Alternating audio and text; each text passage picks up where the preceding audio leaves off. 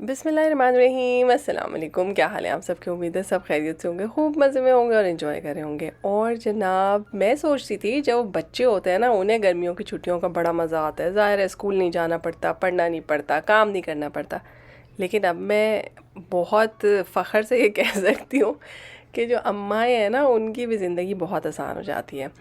बहुत सारे मीम और लतीफ़े इस बात पे होते हैं कि बच्चे घर में हैं और माएँ थक गई हैं। लेकिन यकीन माने, मुझे तो ऐसा लगता है कि जब बच्चे घर में होते हैं तो आपको कम काम करना होता है। ठीक है, उनके साथ वक्त गुजारने का मौका ज़रा सा ज़्यादा मिलता है, लेकिन आप उनको अपने छोटे छोटे से हेल्पर्स बना लें और यही टाइम जो है वो बॉन्डिंग के लिए बेस्ट है। जैसे मैं अपना बचपन याद करूँ तो हमारे घर में किताबें रिसाले बहुत पढ़े जाते थे, तो ख़ुद ब खुद लामहला होता ही है ना, देख के इंसान सीखता है। तो हमें भी आदत पड़ गई बहुत सारी किताबें पढ़ने की।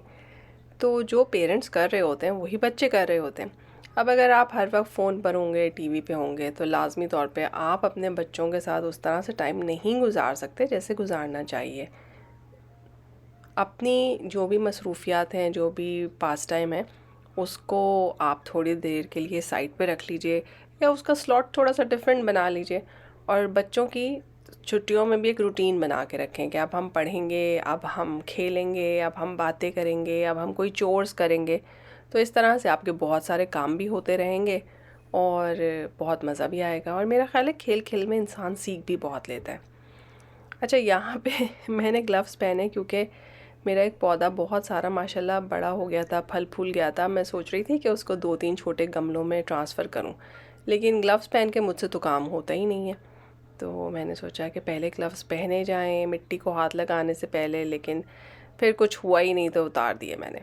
तो बहरहाल अब ये जो है, ये होता तो कुछ मनी प्लांट का भाई है, लेकिन माशाल्लाह काफ़ी अच्छा फलता फूलता है और इंडोर प्लांट है। तो इसको ज़्यादा इसकी हिफाजत भी नहीं करनी पड़ती, बहुत ज़्यादा इसका ख्याल भी नहीं रखना पड़ता। अच्छा, आप लोगों को मज़े की बात बताती हूँ कि मेरे पास जितने भी प्लांट्स होते हैं वो मेरी किसी ना किसी दोस्त ने गिफ्ट दिए होते हैं।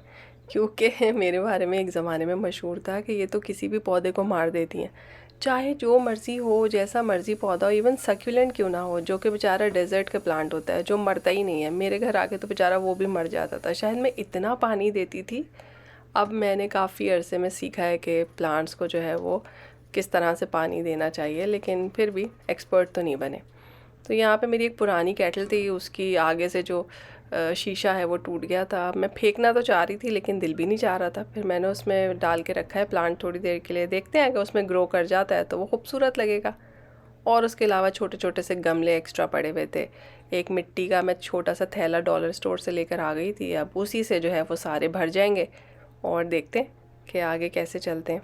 आप लोग बताएं कि आप लोगों में से किसी को गार्डनिंग का शौक़ है? कोई आप लोगों ने फूल पौधे सब्जियां वगैरह लगाई हैं या नहीं? कोई एक आध साल पहले मैंने अपने घर में मिर्चें और खीरा लगाया था। इतना खीरा आया कि मैं आपको बता नहीं सकती। लेकिन मुझे उस खीरे की शक्ल पसंद नहीं आती थी, वो बहुत ह्यूज खीरा होता था और मुझे छोटे छोटे खीरे अच्छे लगते हैं। तो बस उसको उस सीज़न के बाद तो मैंने दोबारा कंटिन्यू नहीं किया। और मिर्ची का पौधा मैं आपको बताऊं, इतना अच्छा पौधा होता है, इतनी महंगी मिर्चें मिलती हैं। आप पौधा लगाएं, माशाल्लाह एक एक दफ़ा में जो है 30-30 40 मिर्चें उतरती हैं, जो कि आप बहुत आराम से फ्रीज़ भी कर सकते हैं। ये छोटी सी स्टिक्स जो मैं डाल रही हूँ मिट्टी के बीच में, वो फर्टिलाइज़र स्टिक्स हैं। मुझे याद है हमारी अम्मा को गार्डनिंग का बहुत शौक़ था और वो चाय की पत्ती डाला करती थी। आई डोंट नो वो कितनी इफ़ेक्टिव होती है, मैंने खैर कभी कोशिश नहीं की। अंडों के छिलके भी पीस के डालती थी वो, बॉयल अंडों के छिलके। लेकिन मैं यहाँ से रेडीमेड फर्टिलाइज़र स्टिक से ही काम चलाती हूँ ताकि प्लांट्स को इनफ न्यूट्रिएंट्स मिल सकें और इनके ग्रोथ में, फलने बढ़ने फूलने में जो है ना वो कोई कमी ना रह जाए। अब ये शिकायत ना करें कि सबीन ने हमारा ख्याल नहीं रखा। इस तरह के काम अमूमन मैं बाहर करती थी, लेकिन हमारा वो टैप बहुत लीक हो रहा था तो अब वो परमानेंट बंद हो गया। तो अब किचन में करना पड़ता है, लेकिन बाद में आपने सिंक की बहुत अच्छे से सफाई करनी है। चाहे गोश्त का काम करें या कोई भी काम किचन के सिंक में करें, लेकिन उसको उसके बाद बहुत अच्छे से जो है वो स्टरलाइज़ ज़रूर किया करें। अच्छा, यहाँ पे देखें बड़ा मज़ा आया। मैंने अपनी एक बेटी को काम पे लगाया कि एक जो हमारा कैबिनेट है वो बहुत दिनों से मुझे लगता है मैसअप हुआ हुआ है, उसको निकाल के सही करना चाहिए। उसने उसमें से वो चीज़ें निकाल के सामने रखी और मैं देख रही थी कि ये तवा तो हमारे यहाँ बिल्कुल यूज़ ही नहीं हुआ। आप देख सकते हैं ऑलमोस्ट नया है, क्योंकि ये नीचे से थोड़ा गोलाई में है और बिल्कुल स्ट्रेट चूल्हे पे रखो तो वो डांस ही करता रहता है। तो उसके अलावा इस कदर वाटर बॉटल्स और कौन कौन से जग्स, पता नहीं कौन से ज़माने के लिए हम लोग चीज़ें संभाल के रखते हैं कि कभी बुरा टाइम आएगा, एक बोतल टूट जाएगी तो दूसरी इस्तेमाल करेंगे। ऐसा ही होता है ना, हम इसीलिए चीज़ें सैंत सैंत के रखते रहते हैं। तो बस जी, वैसे तो अगर ये चाहें तो आप ये सारी की सारी चीज़ें मार्केट प्लेस पे लगा के एक एक दो दो तीन तीन डॉलर की बेच भी सकते हैं, लेकिन फिर मैंने सारा कुछ इकट्ठा किया। मैंने कहा ये सब कुछ उठा के थ्रिफ्ट स्टोर में डाल देते हैं, किसी ना किसी के काम आ जाएगा और हम अपने घर में संभालते रहें फ्यूचर की किसी ज़रूरत के लिए। तो सालों कभी इस्तेमाल नहीं हुए तो अब भी इस्तेमाल नहीं होंगे। तो फिर मैंने इसमें से ऑलमोस्ट जितनी चीज़ें हमारे काम की नहीं है वो सब की सब निकाल दी। डालना होता है और फिर आप इसके पास स्पंज रखते हैं और जब आप उसे करते हैं, चाहे वो कितनी ही फेवरेट क्यों ना थी। अच्छा, मील प्रेप की मैं इसीलिए एडवोकेट हूँ क्योंकि देखिए हमने फ़िश को मसाला लगाया, दाल को बघारा और हमारा सिंपल और अच्छा हेल्दी खाना तैयार हो गया। अगर आप इस तरह की चीज़ों पे थोड़ी सी एफ़र्ट करते हैं तो फिर इतना प्रोडक्टिव डे हो जाता है, आप पूरा दिन सुकून से काम कर सकते हैं। फ्रिज अच्छी तरह से क्लीन किया और उसके अंदर बेकिंग सोडा डाल के रखा। ये मैं हमेशा रखती हूँ, हालांकि यहाँ पे गर्मी नहीं होती, कोई चीज़ ख़राब नहीं होती, फ्रिज में से अल्हम्दुलिल्लाह कोई स्मेल नहीं आती। लेकिन इतने सालों से ये टोटका कर रही हूँ तो हमेशा करती ही हूँ। और यहाँ देखें, पिछली दफ़ा मैंने आप लोगों से कहा था ना कि मेरे इतने अच्छे कटर हैं, पता नहीं कहाँ गायब हो गए हैं। तो बस उनकी ढूंढियाँ मचाई गई दराज़ों में, कहाँ फंसे हुए, कितने अरसे से इस्तेमाल नहीं हुई थी वो दराज़ें, वो सारी उल्टाई बाहर के इसमें क्या क्या चीज़ें हैं। तो तरह तरह के स्पैचुला, ये वो सब चीज़ें हैं जो मेरे रेगुलर इस्तेमाल में नहीं हैं। रेगुलर इस्तेमाल के स्पैचुला, छुरियाँ, वो सब अलग हैं। तो बस ये फीडर की बोतलों के धोने के ब्रश, आई डोंट नो क्यों रखे हुए, ब्रांड न्यू, इस्तेमाल भी नहीं हुए। और ये ग्लोबल विलेज से हमने सैलड स्पून ख़रीदे थे दुबई से, बड़े मुझे ये पसंद आए थे, ये मुझे याद है।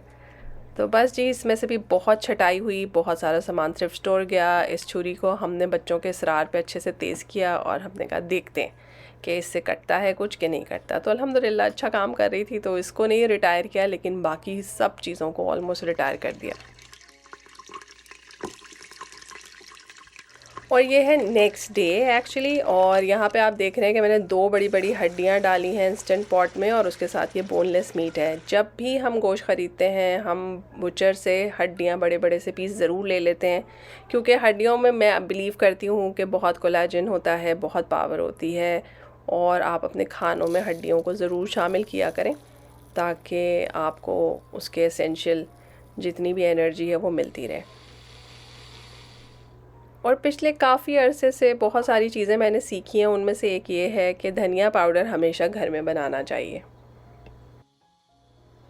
इससे 2 फ़ायदे होते हैं। एक तो धनिया की स्मेल खुद बताएगी कि ये कितना अच्छा है और कितना फ्रेश है। आप बाज़ार से धनिया पाउडर का पैकेट लाएंगे, उसमें ये वाली स्मेल होती ही नहीं। और दूसरा, मुझे लगता है ये बजट फ्रेंडली भी होता है, बहुत सारा पाउडर एक साथ पिस जाता है। थोड़ा सा मैं भून के कूट के रख लेती हूँ ऊपर से स्प्रिंकल करने के लिए, और थोड़ा सा विदाउट ड्राई रोस्ट किए मैं पीस के रखती हूँ आम इस्तेमाल के लिए। मेरी बेटी कह रही थी कि मामा इसको भी फेंक दें, हम इसको यूज़ नहीं करते। तो मैंने इसको फेंकने से बचाने के लिए यूज़ करके दिखाया कि बेटा इस तरह मसाले डालने के काम आती है, प्लीज़ इस फ़नल को मत फेंकिए आप, आपकी बहुत मेहरबानी। तो नमक, मिर्च, हल्दी, ज़ीरा, धनिया पाउडर, टमाटर, प्याज और अदरक लहसुन का पेस्ट, बहुत अच्छी तरह से आपने गोश्त को भून लिया, उसका कलर चेंज हो गया। फिर उसके अंदर आपने ये सारे मसाले डाल के दोबारा अच्छी तरह से भून लेना है। ये बेसिक तरीका है गोश्त को भूनने का। इसके बाद आप इसको किसी भी तरह से इस्तेमाल कर सकते हैं। मेरी अम्मी कहती थी दही डालना है तो टमाटर मत डालें, पर हम दोनों ही काम करते हैं। तो अच्छी तरह से भून लें। गोश्त मोस्टली जो है वो 10 से 12 मिनट के अंदर बहुत अच्छा गल जाता है। डिपेंड करता है गोश्त की क्वालिटी पे भी, लेकिन मैंने नोट किया है कि 10 से 12 मिनट में वो अपना शेप भी मेंटेन रखता है और अच्छा गल जाता है। तो जब वो गल जाए तो उसे अच्छी तरह से थोड़ा भून लीजिए, उसके अंदर जो है वो पानी ना रहे। तो फिर उसके अंदर आपने डालनी है सब्ज़ी। आज हम बनाने लगे हैं गोभी। उस दिन मैंने बनाई थी पालक और पालक गोश्त। उसके बाद आपको पता है मुझे कितने लोगों ने तस्वीर भेजी है, सब ने बनाया है वो जूसी वाला पालक गोश्त और सबको बहुत पसंद आया। मोस्टली जो लोग लाहौर से बिलोंग करते थे वो बहुत ड्राई पालक गोश्त पकाने वाले लोग थे, और उन सब ने मुझे मैसेज किया कि ये पालक गोश्त का फ्लेवर बिल्कुल डिफरेंट था। अल्हम्दुलिल्लाह। अच्छा, कोई भी सब्ज़ी जो है वो 3 से 4 मिनट के अंदर बहुत अच्छी गल जाती है, आपने जब प्रेशर लगाना हो।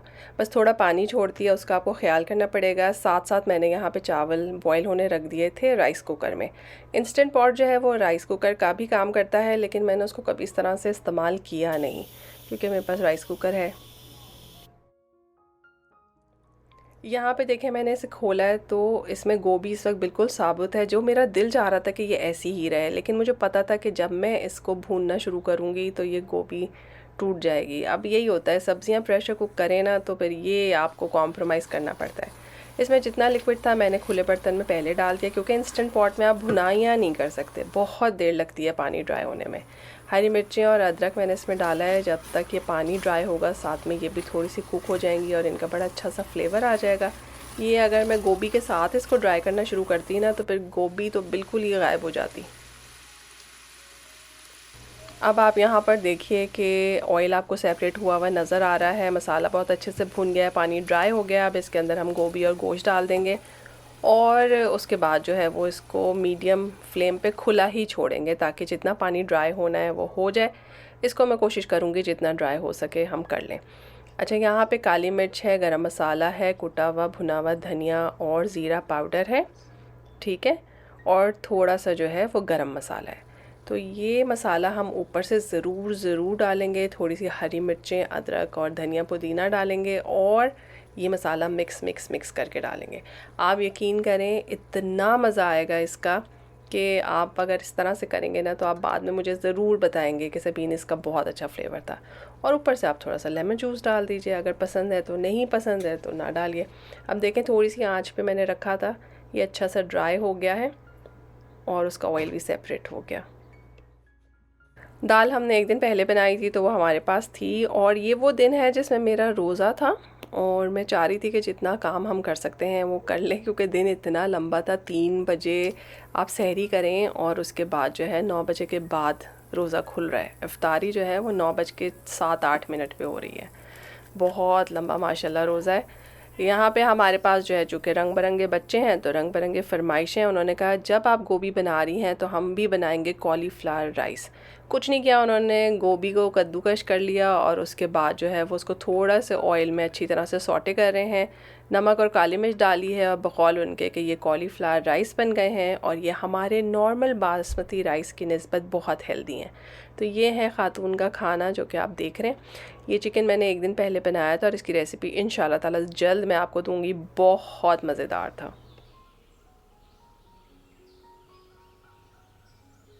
अब आपको पता चल रहा है, आपने मेरा पूरा एक दिन देखा है जिसमें मैंने इतना काम किया है। ये मैं वॉक करने गई हूँ और जब मैं वॉक करके वापस आई तब भी 9 नहीं बजे थे।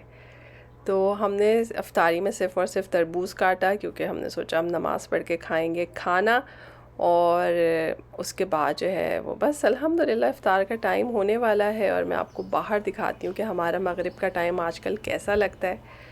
तो खुश रहिए, आबाद रहिए, फिर मिलेंगे एक नए मज़ेदार से व्लॉग में। अपनी दुआओं में मुझे याद रखिएगा और अपने मज़े मज़े के मैसेज मेरे साथ शेयर करते रहिए।